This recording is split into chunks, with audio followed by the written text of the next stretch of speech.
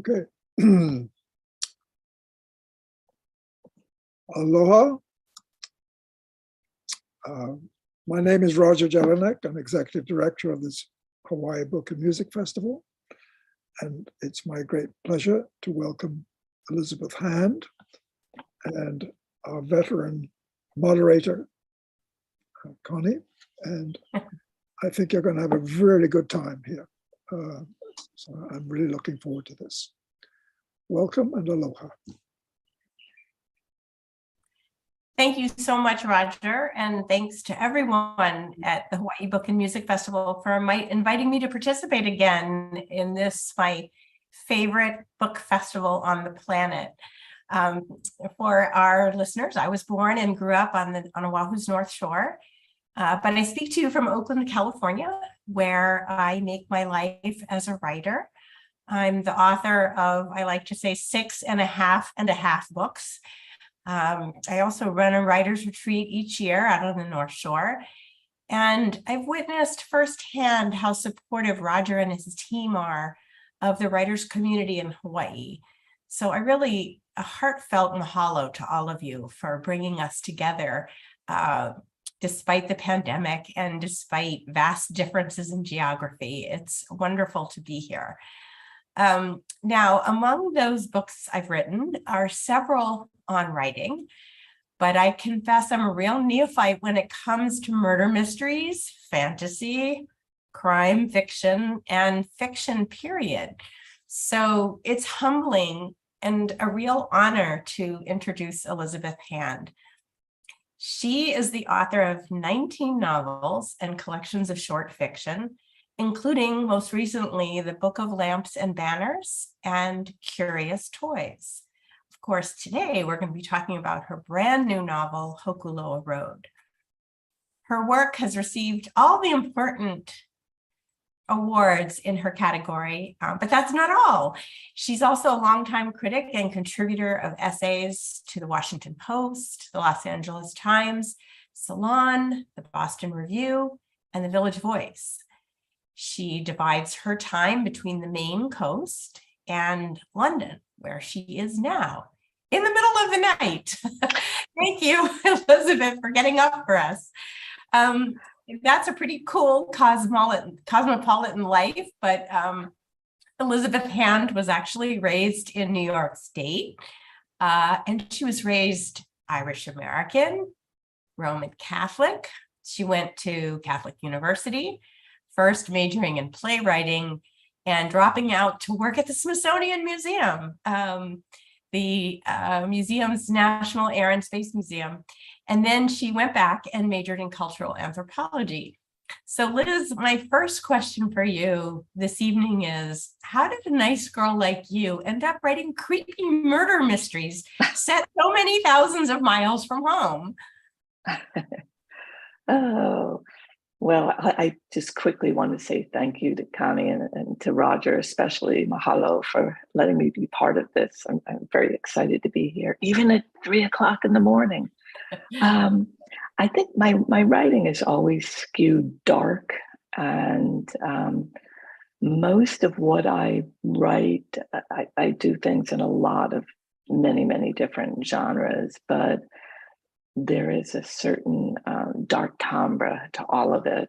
And some years ago, I don't know, I decided to do something different. I grew up loving noir, old noir films, classic noir movies, which in New York, the New York metropolitan area, you could watch on the $1 Million Movie, which showed all these great old classic black and white films. So I really cut my teeth on that. And then as I got older, I read books of Patricia Highsmith and I don't know, many others. And I decided to try my hand at doing noir. So I, about 15 years ago, wrote Generation Lost, which is the first of the Casnieri novels, which is a series of thrillers featuring a kind of damaged punk provocateur protagonist. But then I sort of would veer off to do standalone novels, and Hokulea Road is the most recent one of those, which is no connection to the cast novels. It's it's a psychological thriller, supernatural thriller that is set on a fictional version of Maui. The island is not named, but it would be recognizable, I think, to most people who've been there as Maui. Mm-hmm. So, well, I did you a little bit of a disservice in the introduction by calling you a master of the thriller, which you are. But it's interesting to read others about you, and you really are a genre bender, that's a funny slip. But, you're equally comfortable in fantasy, mystery, crime, myth, and magic, and all of those play a role in Hokulea Road. So it makes sense, I guess, although I still feel so in awe of anyone who can create these sort of, what is it? The Washington Post said, refreshingly creepy stories. But this book takes a young man, a haole, and he's drawn into the dark side of paradise, where instead of surfing and hanging out at the beach, he gets sort of trapped in a jungle setting that you have concocted, made up. It feels very realistic to someone who's from Hawaii. And there he immediately starts to learn about the eerie secrets of this ambiguous island, and learns that right where he's staying, people have been vanishing for years without a trace. So we'll get to the vividness of the tropical setting in a minute, which really did kind of blow me away, the way you were able to render Hawaii so credibly. But I would like to stop and spend a little bit of time on the characters, your dramatis personae. How do you describe the major characters in the book? It's quite a handful. Well, the protagonist is a young man. He's a Mainer. He's in his late 20s, named Grady, who is a carpenter. He's a working guy, like many of my friends in Maine. And during the pandemic, like everybody else, he's out of work. And because he's self-employed, he doesn't really have any resources to fall back on. He's really kind of adrift. And through the sort of path that really only shows up in fiction, but actually probably happens now and then in real life, although not to me, he answers an ad and he gets a job working on this Hawaiian island as the caretaker for a very wealthy, a tech billionaire who has this compound in a remote part of the island called Hokulea Point. And so Grady leaves Maine. He's never really been outside of Maine. And he goes to this place and he finds himself, he's a haole. He's very, very much a fish out of water. We have a similar, not dissimilar situation in Maine, although Maine is a very, very white state, has much less diversity than Hawaii does. But we call people who are outsiders people from away. So, tourists and others who come there from outside the state, they're all from away. And even if you live there, as I have for 35 years, you're always from away. So when Grady finds himself as a haole to be in that position, he's somewhere, and now he is from away. Although, Wes Minton, who's the tech billionaire who he starts to work for, he's kind of an interesting character. He's also haole, but tech billionaire doesn't quite get it because he's kind of a kama aina. I mean, this land has been in his family for at least one generation. It was owned by his father, and so he's kind of from away, kind of not from away, I guess. But he's pretty weird. He's filthy rich, very secretive, kind of a Boy Scout type who keeps an aviary of rare birds and tanks of poisonous sea urchins. So he's kind of a really, spends a lot of time on his computer, but he loves these rare animals. Meanwhile, there's some interesting locals in the story as well. I'm thinking of Delita Nakoa. Maybe you could describe her and her family. Yeah, she's somebody who's, she's from the island, and she's like Grady. She's sort of she's not a carpenter, but she's somebody who's worked as a caretaker for Wes for many years, and she and her wife Lore have two kids, and they live in a more settled part of the island than Grady inhabits at Wes's compound. And so Delita, as a Hawaiian and as a local, sort of shows him around and shows him the ropes, and it's also not afraid of kind of knocking him upside the head about how ignorant he is of the ways of people on the island, and sort of is trying to protect him, but also doesn't put up with him for, she's very quick to call him on behaviors that he has brought with him from the mainland. Mm-hmm. I was interested when we're with Delita and her family, which includes Lore, her wife, and also I think her wife's brother or cousin.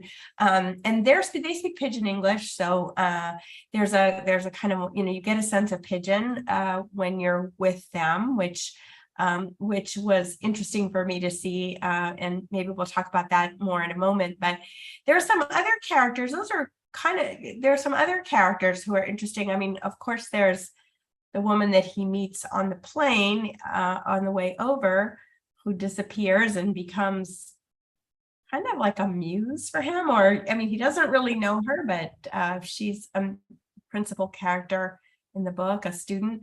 But I thought it was interesting that you also had these sketchy, drugged out beach folks who were not main characters, but minor characters. So that was interesting to me, just because it becomes immediately apparent that you're showing the underside of Hawaii, the underworld of Hawaii. You're showing a lot of different sides of Hawaii in the novel through your characters. And I'm sure that was intentional, but was it hard to do that? Well, it was, I try to write about what I see, and it may not always be what I know. Mm-hmm. So it's something that I try to learn about. And my daughter lives on Maui, and I've been there a number of times since she moved there some years ago. And I have, seen there's a great deal of homelessness. There are a large number of unhoused people there, as there is in Maine as well. They're another one of the similarities that we have in Maine have developed a huge problem with homelessness, with people moving from away, and climate change refugees, and during the pandemic, people wanting to escape, and people not having a place to live. So in Maine, we have big encampments of people who are living in tent cities in the woods and other places. And on Maui, I would see encampments of people, but they were working people. They were actually not the sort of stereotypical stereotypes of people who are homeless, who are drug addicts or mentally ill. I mean, certainly there are individuals who are both of those or one of those. But a lot of the people I saw were working people. And in the book, the people are not, not really, they're actually not the three people you're describing. They're really not drug addicts. One of them is somebody who has undergone a very traumatic experience, but they are unhoused. They're living out of a van and kind of, moving around. A lot of these, the book is set during the pandemic, and during that time, a lot of the homeless encampments were broken up by the police. Well, it's an interesting, I mean, it's really unexpected. So, the book kind of combines, on the one hand, these beautiful, lush jungles and isolated areas of Hawaii, and images of some of the wildlife, and yet at the same time, some of the very real social fabric that you encounter anytime you go away from the resorts or get away from a more stereotypical touristic Hawaii. So it was very really interesting to see that. It made it feel all familiar to me and incredible. But we've left out one important character, a terrifying animal who appears on one of Grady's first nights, I think, staying as a caretaker.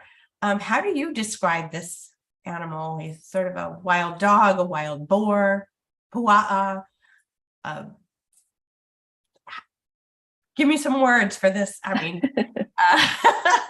well, the character was, that particular character was inspired by legends and lore that I had read about Kaupe and the dog spirits of Hawaii, which I was really, really fascinated by. I love, as you noted earlier, I'm really fascinated by mythology and folklore, and so it's always very easy for me to fall down a rabbit hole researching a book. So yeah, I was just really intrigued by not just the mythology and lore that I read in textbooks, but also going onto websites and Reddit forums and things like that, which I always, try to do when I'm researching. Well, depending on the book I'm working on, I do. And, finding accounts, creepypasta stories, but, accounts of people writing about encounters, spooky encounters, eerie encounters that they had in Hawaii. And most of them were on Oahu, but I transposed some of that, that they inspired it. I didn't take any of the actual accounts, but that's what gave me the idea for doing that, and then transposing it and setting it on the fictional island in my book. Well, and I mean, it's Hawaii has such a live and lively mythology. We're not that separated from it in a way. I mean, just a couple of centuries ago, the mythology was really a part of everyday life. And for someone like me, who's a practitioner of hula, these supernatural figures are really part of the world. And it's not unusual in Hawaii to run into someone who will tell you about a dream and takes the dream quite seriously, maybe a model for behavior or a warning or an omen, or so there's certainly that sort of supernatural part of Hawaiian culture, I feel like gets surfaced a little in this book, and in particular in that, well, obviously in that character. So that's character. Do you think about character in any particular way when you're developing these stories, or do you put yourself through certain exercises to develop a character? How do you actually formulate these interesting people? Are they based on someone? Well, it sounded like Grady had similarities to people in Maine, but do you have a process, or do you just let it come somewhat intuitively or evolve from the story? How does it work? Well, it's kind of all of the above. I think ideally there's something that happens to me when I'm writing, and I know from writer friends and people I've read, interviews with other writers, that it happens to them as well, where you can be like trying to tune in a character, and it's like trying to tune in an old-fashioned car radio where you would turn the dial and the voice is sort of static and it goes in and out, but finally you get it and it comes in very, very clearly, and I can hear the voice in my head, and when that happens, it's a great feeling. And then I feel like, okay, yeah, I nailed it. With this book and these characters, it was definitely more of a challenge, because although I've spent time on on Maui and have friends there and family there. You know, I'm not from there. I'm a Haole. I'm from away. And so to get into those heads and those voices, I just, you know, tried to listen carefully to people around me, and yeah, sometimes as with Grady characters, I take elements of their personality or their you know, their mannerisms from people who I know or people that I've seen. Mhm. In some of my other novels, I've written historical novels with historical figures in them, and so then that's always fun to research them and try to bring them to life. But with this one, it's just sort of a combination of observation and research and intuition, yeah, and probably also just a certain amount of just, you know, knocking around and writing and rewriting until I get it right. Mhm. So let's switch for a second from character to setting.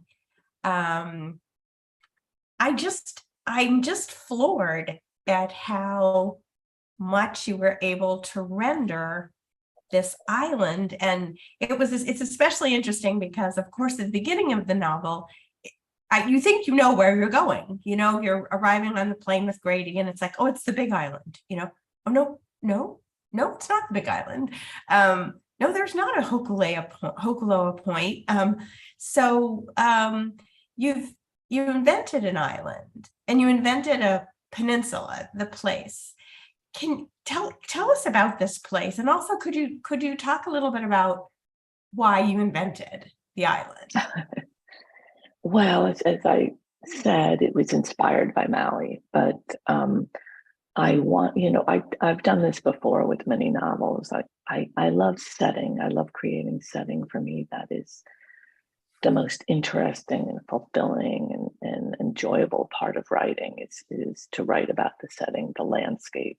And for me, with most of my works, that comes even before character or plot or anything else. And so with Hokulea Road, the challenge was trying to capture a place that I had spent time in, was very struck by, but felt very, you know, very alien to me as somebody who grew up in the northeastern part of North America and mostly travels in like the cold fog belt.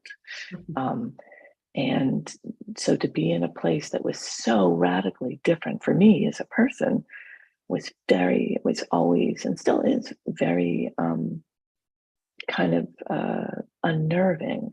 It does not feel familiar to me at all in any way. I felt the same way when I first went to Iceland many years ago, and I've written a novel set in Iceland, and I visited there several times. And in a lot of ways, Maui reminds me of Iceland, and obviously they're both volcanic islands, so there's some strange similarities there that would perhaps not be immediately apparent, but just the sheer strangeness and beauty of the landscape of Hawaii really just kind of overwhelmed me. And so I really wanted to try to capture that, and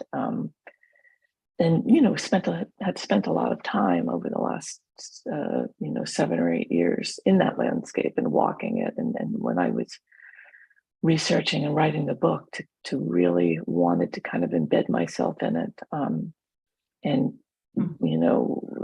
call on my sense memory when I wasn't there to write about it. So thank you. I'm glad it worked. Well, that it's interesting that you talk about that unsettlement or that unsettled feeling, because I think as a reader, I felt that unsettlement also, and it worked in your favor, because I think there is this kind of tension and unsettlement throughout the entire book. It's part of the thriller. You recognize the landscape, but you don't recognize the landscape. You recognize the creatures, but you don't recognize all the creatures. There's something just a little bit off frequently. And what I noticed in places where was the way that you mixed the macabre and the magical, or the literal and the lyrical. And there were moments when there'd be a kind of unsettling scene, and then it would be followed by a really poetic lyrical description. And I pointed out one of them, but I also thought maybe you could just read one of your favorite descriptions from the book, just to give our listeners a sense of what it is we're talking about in your descriptions of setting. Would you do that? Yeah, well, I printed out a brief thing from what you had suggested earlier, and I'll read that. And it's just 2 paragraphs. It's a scene in which Grady has gone down to the beach, and he hears, or he thinks he hears a woman screaming. He thinks he hears a person who's being attacked. So I'll just read from that. And so, as abruptly as they had begun, the cries ceased. The air fell still, so silent he couldn't hear the wind or the waves. Grady gasped, his head throbbing like he'd been punched, but he jolted upright when a different strangled shout echoed from the beach. A man's voice, even more frantic than the woman's. His shouts rose to a howl, the words garbled, torn by something, wind, teeth, into a series of hoarse grunts. Had the woman turned on her attacker? The grunting grew deeper, almost frantic, like a bear's warning. Grady knew that whatever it was, it couldn't be a bear. And if it sensed or heard him, he'd be next. Above him, the clouds parted like they'd been split with a knife, losing a shaft of sunlight that made the leaves burn 1,000 shades of green and gold behind him as he turned and fled. Lovely. That happens again and again in the novel, where we get that kind of shift in mood. And thank you. That was a perfect passage. So before I read Hokulea Road, I read Curious Toys, which is set in Chicago around 1915 in an amusement park. And all of the main characters, or most of the main characters, are carnies, working in some way in this kind of horrible, surreal environment of an amusement park where something bad has started to happen. You had me convinced there with those characters, so I don't know why I was surprised that you could write so authoritatively about Hawaii, but it did. I'm kind of picking up on something else you said. You must be quite a researcher. Can you talk a little bit about how you do your research and how you did the research for this book? I mean, to how you said you'd visited Hawaii over a course of years, and then you spent some time on Maui, but how did you, there's a ton of historical information and mythological information and biological information in the book. How do you do your research, and how do you avoid sort of getting lost in it? I love doing research. If I could get paid for researching a book and never having to actually write the book, that would be my dream job. I love doing research, and I love doing research about all kinds of different things. I love natural history. If I hadn't grown up to be a writer, I would have wanted to have been some sort of a field biologist or zoologist. And Hawaii, of course, is just such an amazing place for its landscape and its biota, for the marine life and the terrestrial life, the birds, everything. So it was, for me, it was just deeply pleasurable to read about all that stuff and try to, obviously, people have spent their entire lives living there or researching it or writing about it or studying it. And I was doing this within a much smaller time frame. But yeah, I just, a lot of it was just being in the landscape and the setting, and I was I was very fortunate in that I was able to spend a lot of time on Maui at the height of the pandemic in the summer of 2020, my daughter was giving birth to her first child and my first grandchild. And I told her I would be there with her. And so I flew out and had to quarantine, isolate for 2 weeks, which was at a very scary time because there was no vaccine then. Nobody knew what was going on. Many people on Maui as elsewhere had gotten very ill or died. And my daughter was 9 months pregnant and, it was scary. And, but once I was able to get out of isolation after 2 weeks, and I stayed there for quite a while longer, there was nobody on the island. So I was able to drive up to Haleakala and there was literally nobody else on the road the whole way. And a friend of mine who has deep roots in Maui, and they told me, they said, this is something that never happens, that you were there at that time. This is just such a completely once in a, not even in a lifetime, many lifetimes experience. So I felt very fortunate to have been able to be there under those circumstances and to be able to look at everything. And of course, being able to see those landscapes and those places without millions of visitors there, like myself. And then to be able to go back and read about it and ask people questions about it and try to learn about it.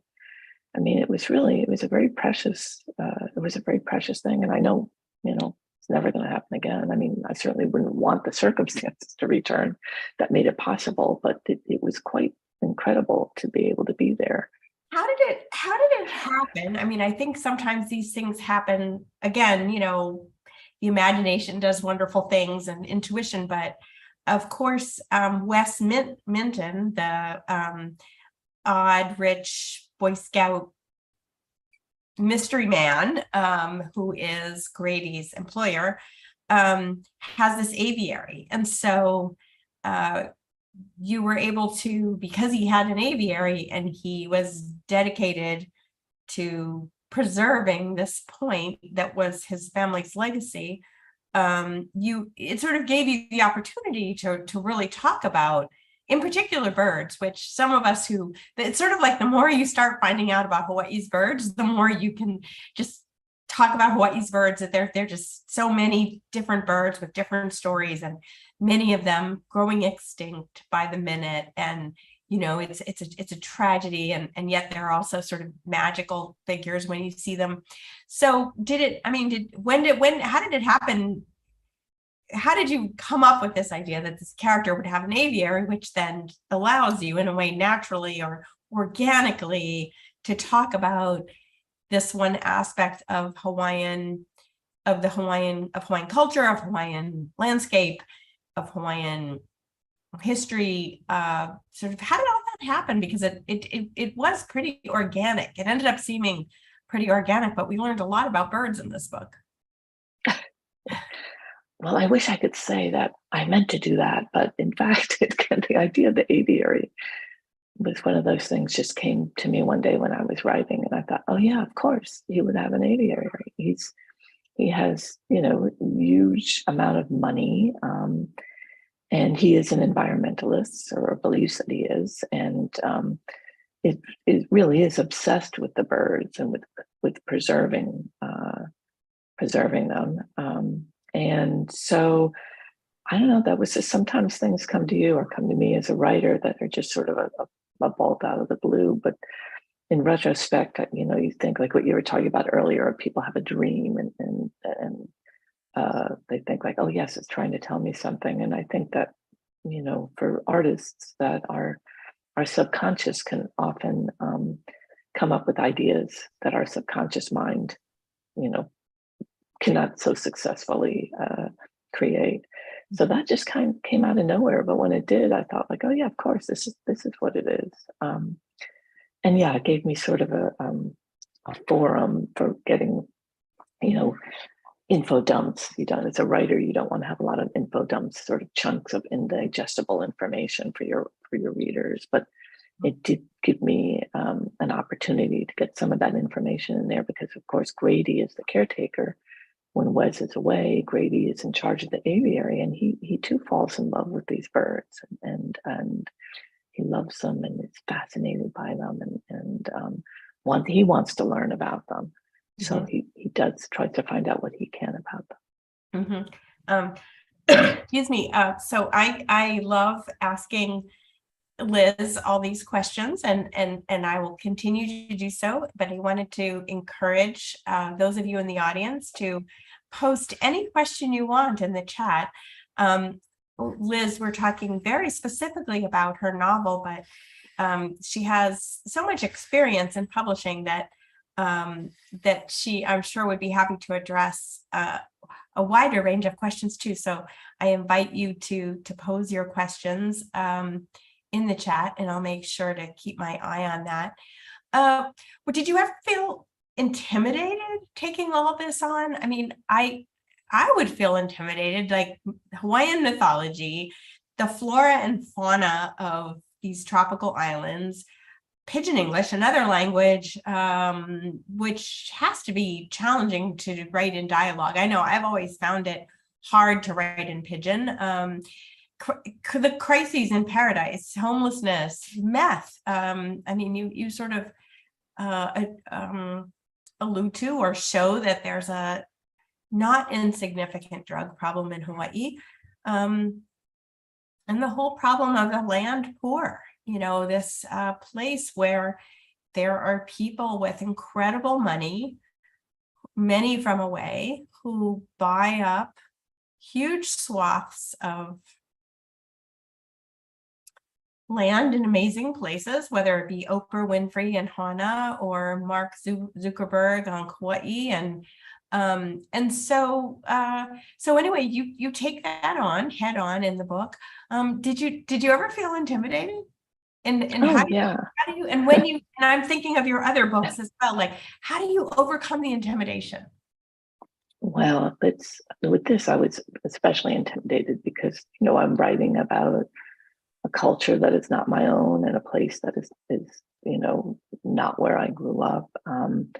But I think, for an artist, these are important issues and challenges. And I think if we feel compelled to take them on, if it's something that we feel passionate about, as I do about climate change and other, issues that we're confronted with now, that I think it behooves us to at least try to write about it. And maybe we fail, maybe I fail. I was very conscious with this book that I wanted to get it right and be respectful and humble with what I was trying to do. And I did, I was lucky in that I had first readers who were more familiar with the island culture than I was. And I also, I worked with several, sensitivity readers and worked with a wonderful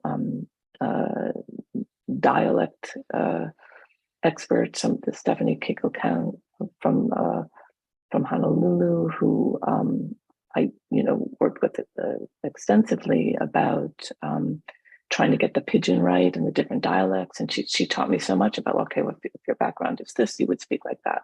If your background is this, you'd speak like that. And so she asked for character sketches for Dalita and Lorelai and some others, and and not just character sketches, but their background, their family backgrounds, their economic backgrounds. And she said, okay, based on that, this is how they would talk. So she, went through the manuscript, and it went through several drafts of me incorporating her suggestions. One of the characters who shows up at the end,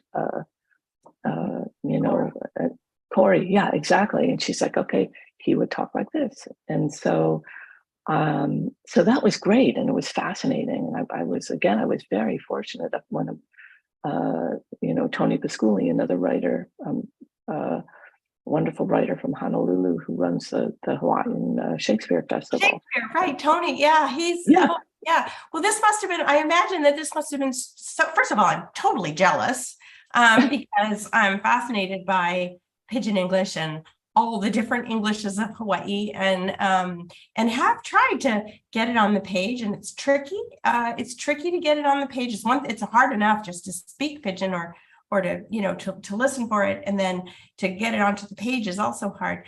So I feel jealous, and you're a little, that seems like, to me, that would have been really fun to do. But I was struck while you were talking at how you started off your writing life as a playwright.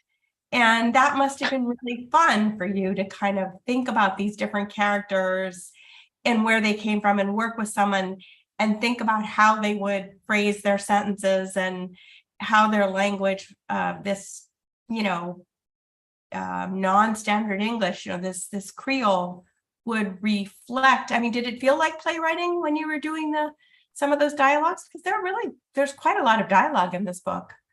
Yeah, that's interesting. I hadn't actually thought of it like that. Yeah, I mean, when I'm writing, I love writing dialogue. It's something it's pleasurable to write, and it also goes quickly.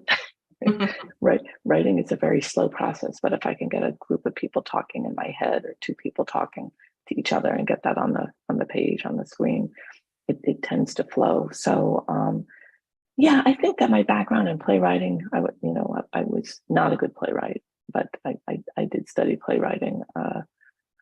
And I think that it definitely helped me, in the decades since then, that I was able to use what I learned and transpose it to fiction. But I would not, I continue to think that writing a play is much, much more difficult than writing a novel or a short story.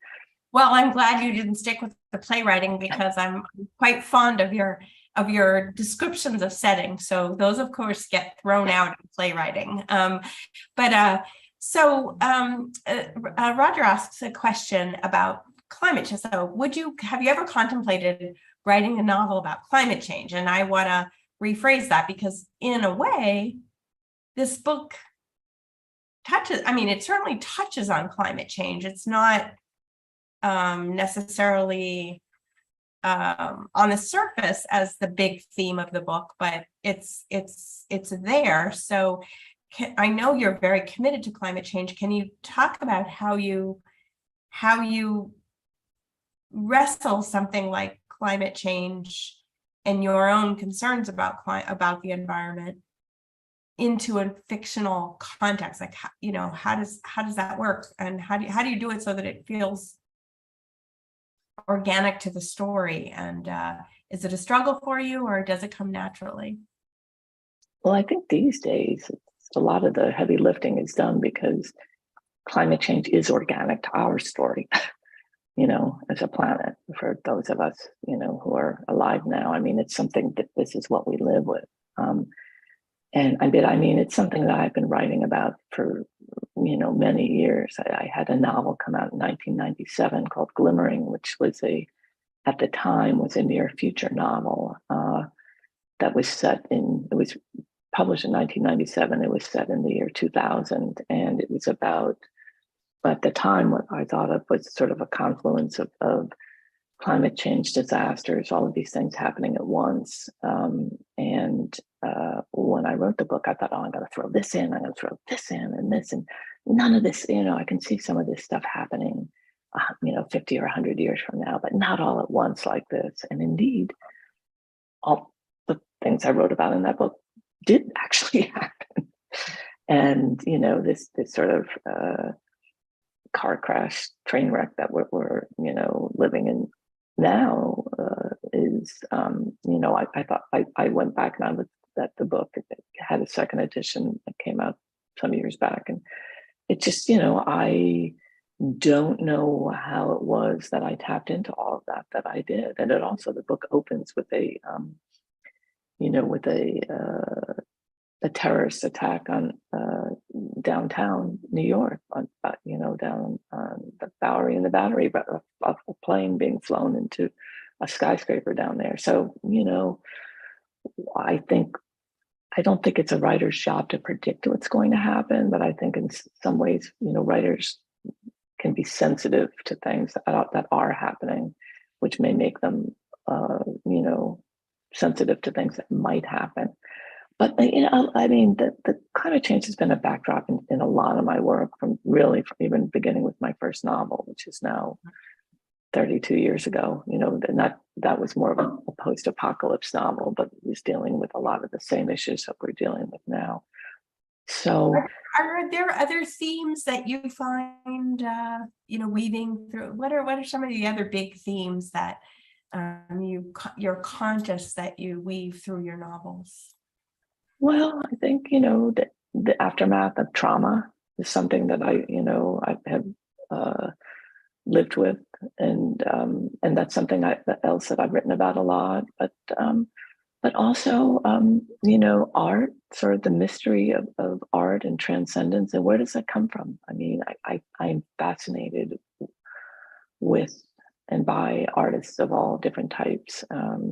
And I love to write about visual artists. I've written, novels and stories and novellas about visual artists. In some cases, real people like the Chicago visionary artist Henry Darger in Curious Toys, but also the Pre-Raphaelites in a novel called Mortal Love, and other, artists in various short fictions. I find art really, really mysterious, and writing too, but writing is not, writing for me is a lot less interesting to write about. Writing is kind of a boring, it's a boring process. You get your butt in a chair and you're sitting in front of a computer all day, and I don't find that all that interesting to write about.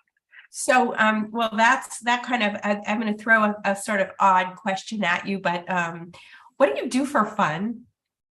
It seems like I know writers don't have fun, Connie. Well, I feel like you must work very hard, because this is a lot of novels that you've written, and on top of that, reviews and essays, and you're incredibly prolific and productive. So I did wonder, what do you do for fun? Do you do antique shopping in London, or Yeah, I'll go to charity shops here. I like to walk. I love to walk at home. I walk a lot, in the woods and off trail, things like that. And here I love to walk through the city. It's true. I've spent a lot of time just not walking, but when I'm on Maui, I spend a lot of time hiking, and trying to see things there. Yeah, I don't really have any hobbies per se. I don't. It does seem like you.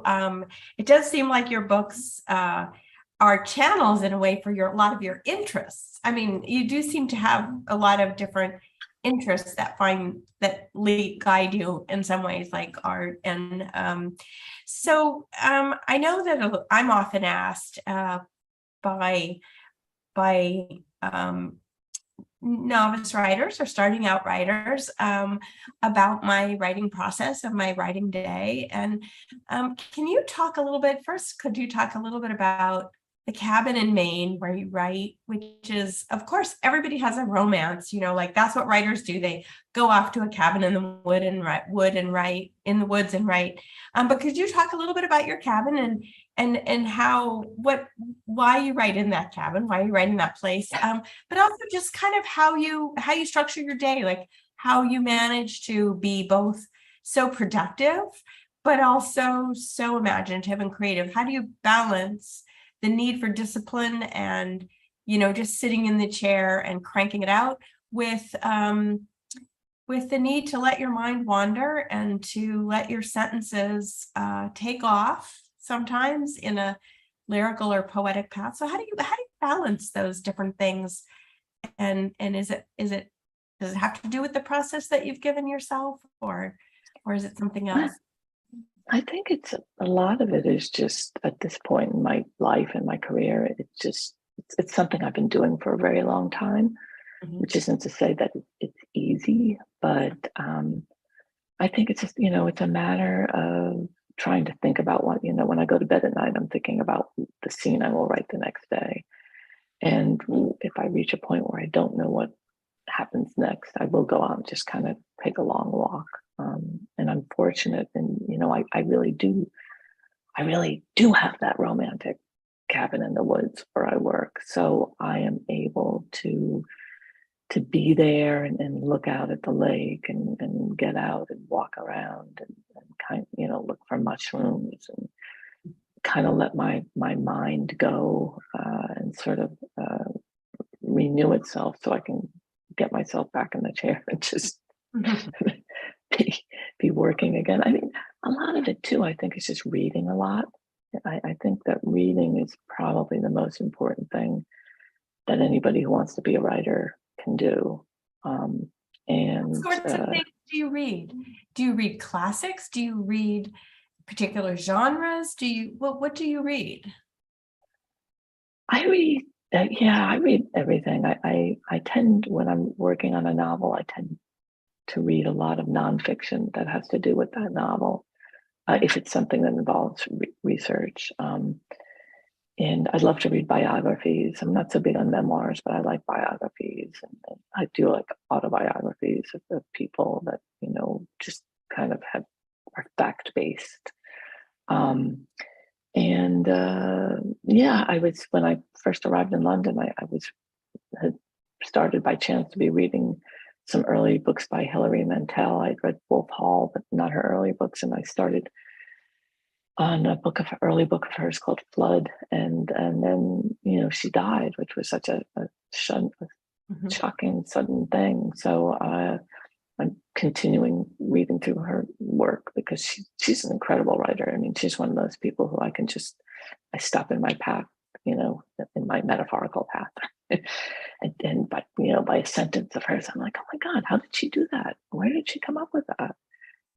So yeah, it's my reading is very Catholic, lowercase c, and it's kind of all over the map.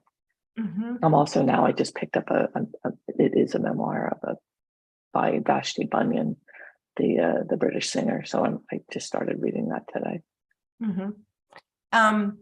And I know you care a lot about you have to care a lot about the craft because of the way you write. I'm imagining that you care a lot about the craft. Do you have certain practices that you follow to sharpen your sentences, or do you put yourself through certain paces to make sure that that you are writing sentences with a little spark? Well, I try to write 1,000 words a day. I'm actually trying to write 1,500 words a day now to finish something on a deadline. But I just, I've tried to train myself over the years to look at, leave out the part that readers skip, as Elmer Leonard put it. But I teach at an MFA program, and I teach a lot of different places and lead writers retreats. But I find that a lot of that, for all that I know and all that I've taught and read and written, I still write bad sentences all the time. and I'm having to constantly go back and correct them and reread them and revise them. And fortunately, if you have an editor and a copy editor, their job is to make you look good. So they're helping me with that. But yeah, it's a lot of work, and a lot of it's kind of drudge work. One of our listeners, one of our audience members, Nikos, asked the question, in addition to Hilary Mantel, who are your favorite British authors, living or dead? Oh, geez. Trick question, Nikos. It's always so hard when somebody asks me that on the spot. God, there's probably just too many to mention. And now, of course, I can't mention any of them. I went on Ishiguro, took a deep dive into his work a couple of years ago. I mean, there's so many people. I'll pick up a book at random, and I read Somerset Maugham's Cakes and Ale a few years ago. I think that's Mom. And it was such a funny book. I'm thinking about writers. It's just a really laugh out loud, funny book about writing. And I picked that book up and read it, and that was a delight. But yeah, I'm just, I've always got half a dozen books by my bedside, and if I was at home now and not, I'm in a somebody else's flat, and I can't look around at the books that I'm reading, so I apologize. But yeah, probably all the classics, Dickens, who I devoured when I was younger, and yeah, I don't know who else. Angela Carter was a huge influence on me. I love her work, still love her work. Mhm. Is there anything, I mean, I can't do the math, but it seems to me that you've been writing for 40 years. Is that right? Around 40 years. Well, you've been writing since you were a child, though, really, right? You started writing quite early. Is there anything that you would like to tackle that you haven't tackled? No. I mean, I'm sure something will come to me, but yeah, no, I mean, now and then I think about maybe I should write a memoir, and then I'm like, I don't really want to do that. So yeah, I don't know. I mean, there's many books and stories that I haven't written that I'd like to write, but I cannot think of. There's not like I'm not. I don't have like the great American novel that I'm dying to write. Mhm. Well, it's really wonderful to think about someone like you who just has had a lot of ideas, a lot of rich ideas, and has followed them, and has such a trove of books behind you, so interesting, and such a wide spectrum of topics. So I can imagine that you would tackle whatever, based on what you've tackled so far. I can imagine that you would tackle things that other people would find intimidating, and just let yourself do it. So that's pretty cool. Count me as an admirer. And I see we have Tom Peake is in the audience. Tom, thanks for your comment. Tom himself is a wonderful writer in Hawaii. And yeah, I don't know if you know each other, but anyway, thank you for checking in, Tom. And I know that there are other writers and book lovers in the passionate, small but passionate literary community in Hawaii, and thankfully for Zoom, people on other shores as well. So I want to thank you again, Liz, for being so generous with your time and getting up in the middle of the night for us. And I think, Roger, I'll hand things back to you with my thanks. Well, thank you very much. Mahalo. Thank you very much, Liz. Thank you very much, Connie. That was you ranged over a huge number of topics, and I would have one question, but really this is not the time for it, which is, you have so many stories you want to write. How on earth do you select one? Should I answer it? How do you select? I think it's mostly just what puts itself in front of me. I did a very short story last week for an anthology edited by Joyce Carol Oates that I kind of out of nowhere, and an idea came to me, and I sat down and I wrote it in a day and sent it off. And it's like, I don't know, where does that come from? Sometimes I think sometimes it's just a gift, comes from the universe or the muse or something. So I wait for that to happen. Short story you can write in a day is one thing, because you can afford a day, but if you're talking about a year's work, I mean, that's a major decision. Or is it a decision? Or do you already, when you sit down, you just go with what? It has to be something I really want to write, because it's a marathon. Yeah, you're right. A short story is a sprint. I love writing novellas. That's, for me, that's a really great length to work in, and to also to read.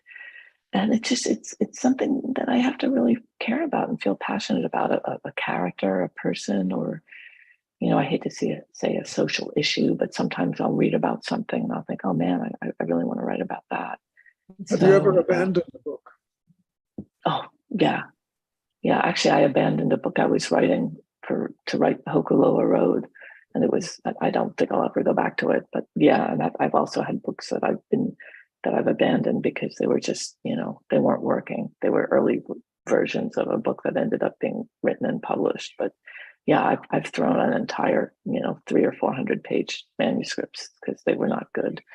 So And yeah, are they sitting in a drawer, or are did they go in the garbage bin? they went into wherever all those books go to, that they're probably on my computer somewhere, or one of my ancient computers somewhere. They're next to all those socks that disappeared. Exactly, they're there with all those socks. Yeah, they're there somewhere probably, but God forbid me or anybody else should ever dig them out of my hard drive. Well, some university is going to ask you for all of them at some point. No. Anyway, I do want to thank you so much and for taking on this at an ungodly hour. But you wouldn't know it from looking at you or from the way you spoke. So I really appreciate that. And Connie, thank you again, as always. It was a wonderful hour. I do have one pitch of ours, which is we really do plan to be in person next year, next October. And that takes a lot of fundraising. And so we're having a fundraiser in January the 26th. So please put that in your calendar, and I will remind you many times over the course of this month. Again, thank you so much. Aloha.